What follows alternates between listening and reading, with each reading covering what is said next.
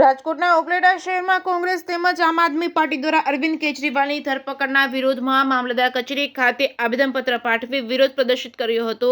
સમગ્ર વાત કરીએ તો દિલ્હીના મુખ્યમંત્રી અને આમ આદમી પાર્ટીના અરવિંદ કેજરીવાલની ઈડી દ્વારા ધરપકડ કરવામાં આવી હતી, તેને લઈને ઠેર ઠેર વિરોધ પ્રદર્શન કરવામાં આવી રહ્યો છે, જેમાં આ વિરોધ પ્રદર્શનની અંદર આમ આદમી પાર્ટીની સાથે કોંગ્રેસ દ્વારા પણ વિરોધ પ્રદર્શન યોજવામાં આવી રહ્યું છે। જ્યારે આ જ વિરોધના ભાગરૂપે રાજકોટ જિલ્લાના ઉકેડામાં આમ આદમી પાર્ટી તેમજ કોંગ્રેસ દ્વારા વિરોધના ભાગરૂપે ઉપલેટા મામલતદારને આવેદનપત્ર પાઠવી તેમનો વિરોધ દર્શાવ્યો હતો। આવેદનપત્રમાં જણાવ્યું હતું, હાલની કેન્દ્ર સરકાર તાબાની સરકાર એજન્સી ઈડી તથા સીબીઆઈ એ આમ આદમી પાર્ટીના સંયોજક તથા દિલ્હીના મુખ્યમંત્રી અરવિંદ કેજરીવાલની જે તે બાબતની સંપૂર્ણ તપાસ કર્યા વગર જ ધરપકડ કરેલ છે, જે અંગે વિરોધ નોંધાવેલ છે। ત્યારે વધુમાં તેઓનું માનવું છે કે તેઓની ધરપકડ રાજકીય કિન્નાખોરી અને રાગદ્વેષપૂર્ણ હોય તેની ધરપકડથી તેમની પાર્ટીના આગામી ચૂંટણીના પરિણામોમાં ગંભીર નુકસાન પહોંચી શકે તેમ છે, જેથી આ ધરપકડથી આમ આદમી પાર્ટીની વિચારધારા સાથે સંકળાયેલ પ્રજાના લોકમતને દબાવી દેવાનો પ્રયાસ થઈ રહેલ હોય તેવું જણાવ્યું હતું। આવેદનપત્રની અંદર ઉપલેટા કોંગ્રેસના આગેવાન તેમજ આમ આદમી પાર્ટીના આગેવાનો એકત્ર થઈ સૂત્રોચ્ચાર સાથે વિરોધ પ્રદર્શન દર્શાવી ઉપલેટા મામલતદારને આવેદનપત્ર પાઠવ્યું છે।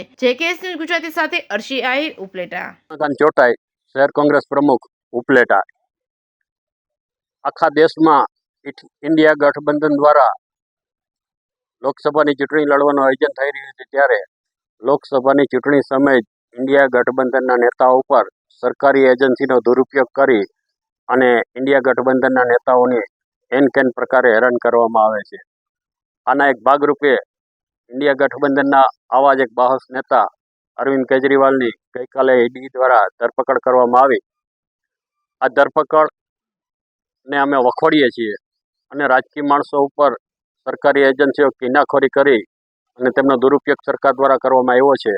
આજે ઉપલેટા મામલતદારને ઉપલેટા ઇન્ડિયા ગઠબંધન દ્વારા એક આવેદનપત્ર આપી અને સરકારની આ નીતિનો અમે વિરોધ કર્યો છે અને સરકાર આ જે સરકારી એજન્સીનો દુરુપયોગ કરે છે તે બંધ કરવા માટે અમે તેમને આવેદનપત્ર આપેલ છે। આગામી પગલાં શું રહેશે?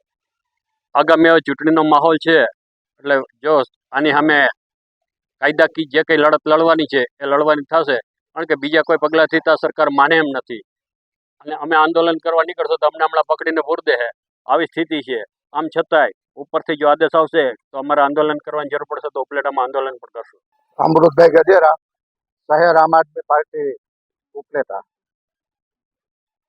ગઈકાલે સાંજે આમ આદમી પાર્ટીના સંયોજક અને દિલ્હીના મુખ્યમંત્રી અરવિંદ કેજરીવાલની જે ઢબે ધરપકડ કરવામાં આવી છે, આ ભારતીય જનતા પાર્ટીની સરકાર સરકારી એજન્સીઓ ઈડી અને સીબીઆઈની એડી તળે વિપક્ષોને કૂચડી નાખવા માંગે છે।